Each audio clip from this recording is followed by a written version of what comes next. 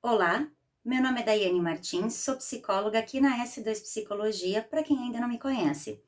Essa semana é a semana que se fala sobre dependência química. E muito se escuta no noticiário, em reportagens, em programas na televisão sobre dependentes químicos. E o que eu gostaria, na verdade, de falar nessa semana é sobre os familiares dos dependentes químicos. Muitas vezes, eles às vezes acabam nessas reportagens, nesses noticiários, sendo um pouco esquecidos. Porque assim, não é fácil conviver e ter um dependente químico em casa. Ou na família, né? De uma forma que a gente possa, que a gente acabe convivendo com ele. Os familiares muitas vezes não sabem o que fazer, porque já é dito e já é muito conhecido, e é verdade, que não adianta você tentar empurrar um dependente químico para tratamento se ele não quiser. É diferente de pensar assim, eu tenho uma pessoa que está em surto psicótico, um esquizofrênico, por exemplo, só um exemplo, tá? Que acabou entrando em surto, ele não tem a mínima noção da realidade, mas o dependente químico tem. É raro um dependente químico que não tenha. Ele tá ali, de uma certa forma, ele, entre aspas, escolheu usar a droga, tá? E a gente precisa que ele queira sair dessa dependência, que ele queira parar de utilizar. E isso é muito difícil, tá? Porque querendo, por mais que a gente saiba dos prejuízos da droga, existe um benefício ali. E ele está usando essa droga em função de alguma outra doença que ele tem, de alguma outra questão psicológica que ele tem, e a droga vira o refúgio disso. Pois bem, os familiares é que acabam sofrendo muito o pênalti em função de ter essa pessoa utilizando as drogas. E aí eu vou dizer o seguinte, o familiar fica muito perdido, sem saber o que fazer, se ele tá fazendo certo, se tá errado, se não tá, é a medida que eu tomo ou que eu não tomo. Passar a mão por cima e esquecer não é a solução, né? Nós sabemos disso, que é muito difícil, porque, eu vou esconder que meu familiar tá utilizando drogas, eu não vou contar para ninguém, eu não vou fazer com que ele sofra o prejuízo da ação dele, por exemplo, de um roubo, de que ele roubou alguma coisa em função de para poder vender e comprar drogas. É muito complicado. Eu entendo os familiares de tipo assim, como assim eu vou mandar o meu familiar, que muitas vezes é meu filho, que muitas vezes é meu irmão, que muitas vezes é meus pais, né? Como que eu vou mandar para cadeia e como que eu vou fazer isso? Como que eu vou fazer dessa forma isso? E aí nessa hora os familiares ficam com muita culpa, se sentem muito mal, porque numa faca de dois gumes. Se eu denuncio, né, para a polícia, por exemplo, usando o exemplo do roubo, eu acabo ficando numa situação aonde, bom, eu vou ser mal, olha só o que eu tô fazendo, como é que eu vou mandar o meu próprio filho para isso? Ou meu próprio irmão, meus próprios pais, como que eu vou? Eu não quero ver eles na cadeia. E aí também fica, pô, mas ele tá roubando, eu gritar, falar, chamar atenção, não sei o que, nada funciona. O que que eu faço nessa hora? E aí tu fica muito culpado nessa situação. Pois bem, aí é que eu digo que o apoio de psicoterapia para esses familiares é mais importante. Ou grupo de apoio, grupos de situações onde se possa debater isso, né? Porque em que medida eu posso ir lá e eu não vou estar passando a mão por cima, ou até que medida eu vou estar realmente protegendo esse meu familiar? Porque, poxa, eu tô dizendo pra ele, olha assim, ó, pode continuar fazendo a tua ação usando a droga que não tem consequência? Tem. Então eu preciso que ele sofra alguma consequência disso. Existe uma série chamada Lei e Ordem, Vítimas Especiais. E numa desses episódios, um dos detetives acabou entregando a filha para a justiça para que ela pudesse receber o tratamento, para que ela pudesse ser presa pelas ações que fez, para que assim, dessa forma, ela recebesse o tratamento. Porque se ela não ficasse na prisão, ela não ficaria consciente do que estava acontecendo. Poxa, Daiane, tu tá falando de uma coisa muito radical. Em alguns casos é necessário essa situação radical.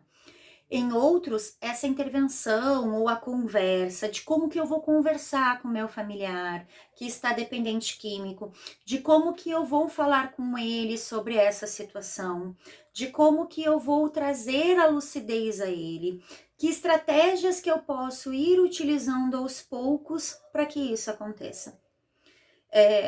E isso é muito importante, porque às vezes, se você não consegue ir conversando, trabalhando isso aos poucos, falando com ele de uma forma que você não vire o chato, porque senão daqui a pouco ele simplesmente, tu só tá me enchendo o saco, não sei o quê, que é já uma atitude natural do dependente químico, tu consiga ir trazendo essa lucidez aos poucos. Então, às vezes por exemplo, ele tem casos de pessoas que vão fazendo essa conversa aos poucos, vão fazendo essa intervenção, trazendo à luz, por quê? Ele já tá devendo pro traficante, ele vai acabar, a família toda sabe quem é o traficante. E se não conversar com ele, não trouxer, muitas vezes o familiar vai lá e paga a dívida com o traficante para ele não ser morto, porque o familiar já sabe disso. Né? Já sabe, já tá sabendo que ele tá devendo e já tá sabendo que ele tá na mira. Eu não vou condenar nenhum familiar que faça isso, porque ele tá tentando salvar a vida do parente dele. Então, assim, como que daí eu vou conversando com esse meu dependente químico que tá na minha família sobre isso, como que tá essas questões? Só que para eu poder aprender a conversar desta forma, eu tenho que poder me acalmar. Trazer tranquilidade ao meu coração, às minhas emoções, ter um controle maior dessas emoções. Porque muitos familiares também acham que eles são os culpados do filho estar na dependência química, de estar ali naquela situação de droga. E não quer dizer que haja às vezes é uma questão dele, foi ele que fez isso. Não quer dizer que haja a culpa da família, que alguém foi responsável, porque querendo ou não, nós somos responsáveis pelas nossas decisões. Não importa o que acontece na nossa volta, nós ainda somos responsáveis por isso. Entende? Nós precisamos nos autorresponsabilizar por as nossas ações. E isso é muito mais importante com um dependente químico. Porque é muito fácil. Então a culpa é do outro que não fez, que não me ajudou naquele período que eu precisava. Isso ficou muito angustiante, isso ficou com muita dor, com muita mágoa. E aí, para aliviar essa dor e essa mágoa, eu vou lá fumar um cigarro, que daqui a pouco vira um baseado, que daqui a pouco vira sei lá, vamos fazendo uma escala aí, cocaína, qualquer outra coisa. E aí, o que acontece? Então foi o familiar é que foi. Não. Só um pouquinho. A pessoa que é dependente química, que resolveu usar esta saída. Então, todo mundo que teve uma tragédia na família vai usar drogas. Não. Isso ainda é uma escolha da pessoa. Ok? Então, vamos deixar isso bem claro. Vamos responsabilizar as pessoas pelos seus atos. Ok? As pessoas ainda têm escolhas. Até aqui, eu fui desse jeito, era o caminho que eu sabia. Eu tô tendo a oportunidade de fazer de outra forma. Então, a partir de agora, continuar fazendo da mesma maneira é escolha minha ou não. Entende? Ou eu mudo ou eu continuo na minha escolha. Então, o familiar tem que lidar com essas emoções que ele já tem ocasionada por essas questões da dependência química.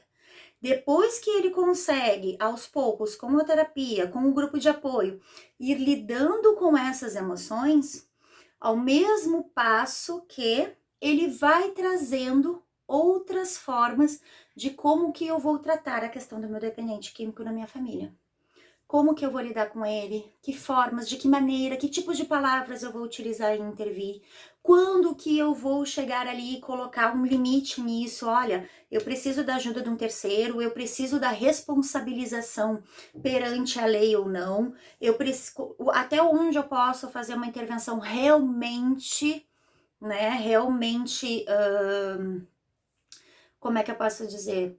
Até que ponto eu posso realmente fazer uma intervenção médica, compulsória, judiciária ou não? Então, tudo isso vai sendo trabalhado aos poucos.